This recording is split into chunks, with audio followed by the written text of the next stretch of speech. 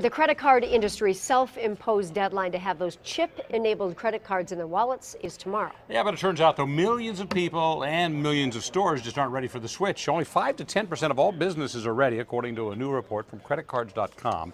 And more than 6 in 10 people who have credit cards have not received the new one yet with the chip in it. Credit card industry set tomorrow's deadline nearly 2 years ago, so they've had a while to make the changes. So who does have the card so far? Well, people who make more than $75,000 a year are more than twice as likely to have them right now. That's also the case if they have a college degree. Now, you do have some options if you don't have your new card yet. Here they are. You can call or email your bank and you ask them, when can you expect to get the card? Maybe they'll get it to you earlier.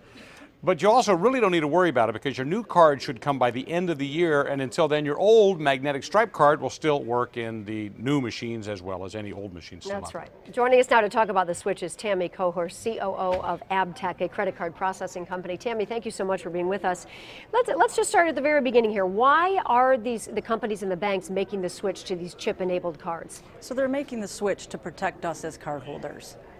In what way? How do these cards protect us? So when you insert the smart card or the chip card that we're all aware of, that card then re-identifies itself as a 6-digit number. So there's no longer the 16-digit number, expiration date, and CVV code followed in the string to the authorization center.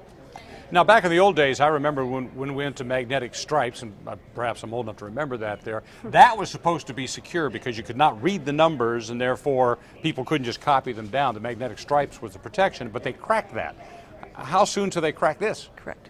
Well, we can look at our neighboring countries around us, and they're still doing very well in keeping their fraud rates down. They're probably about 48% lower since they implemented the chip than they are before. And again, it's because it's almost like every transaction is a brand new transaction with this new series of numbers that changes every time, right? Correct. It's re-identified. So there's nothing that's identifiable on your card is now transmitted in the string. I mean, it really is a great idea. You know, it would seem like it would be a lot tougher to crack, but...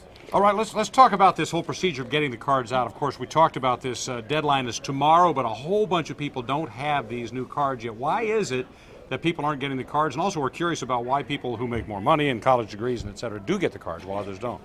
Well, obviously where there's more spending, there's going to be a better degree for people to get hacked. So that's the identifiable part on higher incomes, more likely to spend.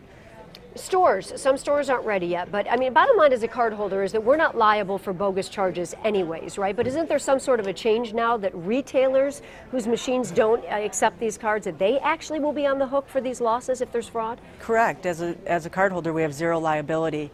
But as we move until tomorrow, traditionally, any kind of fraudulent transaction, true fraud, meaning my card was lost or stolen, or it was a remanufactured card, the card issuing bank traditionally suffered that loss. Tomorrow, the business owner will suffer that loss if I come in with a chip card. All right, Tammy Cohorst, CEO of Abtech, thank you very much for your time today, and we certainly hope everybody gets on board this sooner than later and we can cut down the fraud because it ends up costing all of us. You're right. It does. Higher interest rates and everything else. Thanks so much, Tammy. Thank you.